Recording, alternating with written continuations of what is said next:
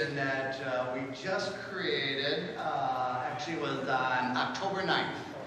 And we've created it's called a Minneapolis Riverfront HOA collaboration.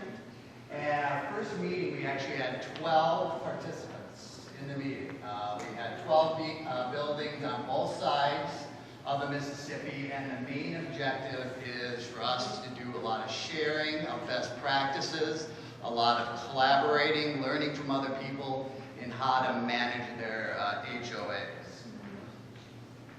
So one of the things I wanted to just quickly share with you what we did at the meeting, which was really Cynthia Crea from Humboldt did this, and she did an amazing job, where we probably spent about a half an hour with all the HOAs just introducing yourself, you know, and then you're going to write down 3 areas of interest on large Post-it notes. And then what we did, based upon your 3 hot buttons, you need to put them into one of these categories: effective leadership, governance, community and owner engagement, property management approaches, and shared services. Then after all the introductions were completed, we ranked the importance of all the group's ideas. So then what we did was we took all those ideas, and this is going to be sort of our blueprint moving forward in what kinds of information we want to share and collaborate on.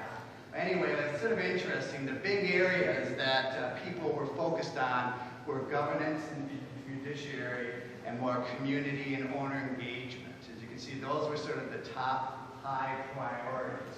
But we literally went through everything from cutting utility bills, dealing with introducing smoking to a building, looking at, you know, how do you do a replacement reserve.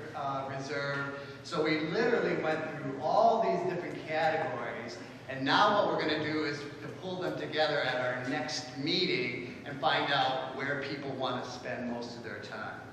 So that was one thing we did.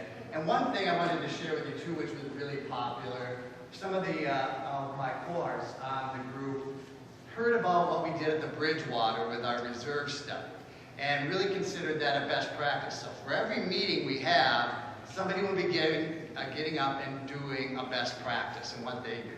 So what we did was, we have a very extensive reserve study we did, but the one thing that we wanted to make sure was, how do we educate our association members? How do we get them engaged? We just didn't want this to be a piece of paper, not more than a piece of paper, it's an entire manual. And taking a very complex manual and really making it sort of the association's blueprint for what are we going to do in the next 30 years.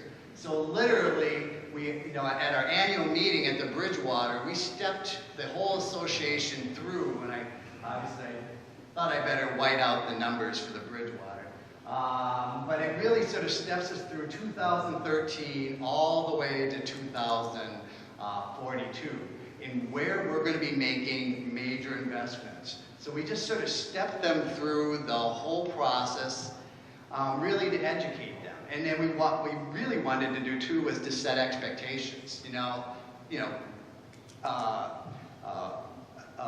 Annual fees can't possibly stay the same. So we really had to sort of set the expectations that for us to be able to make all those replacements moving forward, we're going to have a 2.9%